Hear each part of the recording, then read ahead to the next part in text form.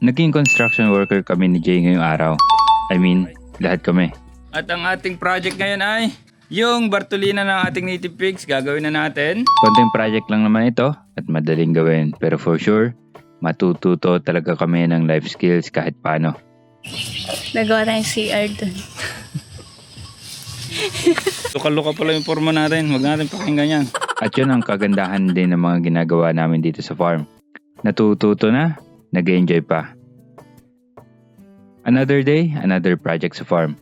Kumupit lang ako ng ilang hollow blocks dito sa pampagawa natin ng chicken pastil production area natin. At konting buhangin. Konti lang naman ang need natin para sa project. Pero bago natin makalimutan, nasan nga ba si Jay? Jay, bilisan mo na dyan. Magpa-project na sa farm. Tara na, let's go. Iwan ka na dyan. Hindi, sasama ako. Tapos na ako mag-garden. Nakadalawang hakot din kami. Ayaw kong persa ng tricycle at baka naman mahalit baga. Mahal din magpaayos. Foreman, saan ibababa ito, Foreman? So, ito yung side natin, oy. Saan doon? Dun. Bakit doon? Anong rationale? Nagawa tayong CR dun.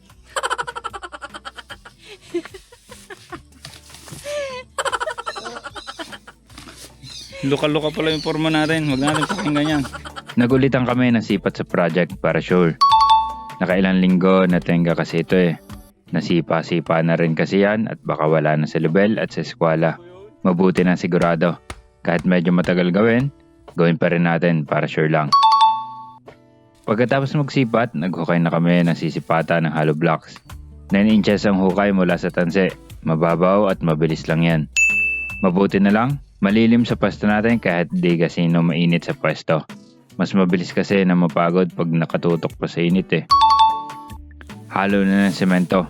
Talagang dito ay mapapalaban. Kahit isa-isang sako lang ito, ay 7 sako naman ang buhangin eh. Tapos may tubig pa. Kaya medyo mabigat talaga maghalo din ito. Sabi nila, lahat daw na pinagpala, natutuwa. Pero pag ganito naman yung pagpapala, napakabigat na semento, maliit pa. Abay, mahirap.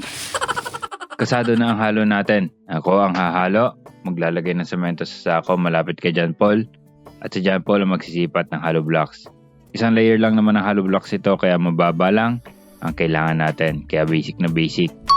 Pag mga ganitong project, mabigat siyang isipin. Pero napakadali niyang gawin sa tutusin lang. Kailangan lang tiyagain. Mabuti rin kasi na may alam tayo sa basic masonry. Life skills kasi ito eh. Kaya proud naman ako na kaya kong gumawa ng mga ganito kahit sobrang simple lang. Papahuli ba naman ako sa lahat ng parte ng gawain? Ako naman ang magsipat ng hollow blocks. Hindi naman pala kahirapang gawin ito eh. Sa isang layer siguro. Pero for sure, balda sa maraming layers. Pinanindigan na namin ang pagsisipat. Target kasi na maubos ang halo ng semento bago magtanghalian para hindi naman masayang. Sa estimate kasi namin ay matatapos itong layer ng hollow block sakto sa pag-ubos ng halo ng semento. Kaya yun talaga yung tinarget namin. Nagsipat kami ng tansi sa gitna pagkatapos ng mga hollow blocks. Bali hahatiin natin sa 3 kwarto kasi ito, di ba? Bali ang purpose na tansi ay para alam natin kung saan tayo maghuhukay para sa pagbabaunan ng mga poste na GI pipe. Bali 3 na tubo kada partition ang target. Magkabilang dulo, tapos gitna. Tapos huhukayin namin ng 17 inches mula sa tanse para matibay-tibay naman. Si John Paul, siya ang nagpuputol ng mga GI pipe. Lalagyan ng butas para sa talian ng alambre gamit ang welding machine. Then welding ng mga bakal sa may ilalim para mas matibay ang kapit ng semento sa ating bakal. Kami ni Jay ang naghalo ng semento na sunod mula sa buhangin, sa semento at pagtutubig. Kaso napagtripan na naman ako. Yung ganito. Hindi, sobra naman.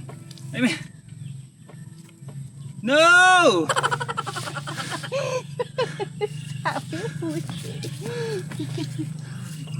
Hindi! Kasi ibuhos mo sa kamay mo, ganun-ganon!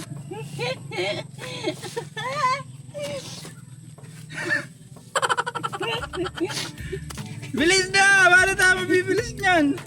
Hay naka Jay, paano madadali tayo niyan? Teka lang, ang labor ay naka-cutics pa. Paano ka naman tayo madadali sa ating gawa kung pati paghawak ng pala ay pahirapan? Kaya naman na. Sinimulan namin buhusan ng mga poste. dapat nakalibel ang guhit na ito sa tansi para sigurado na ang pagkakapitan ng steel matting ay pantay din.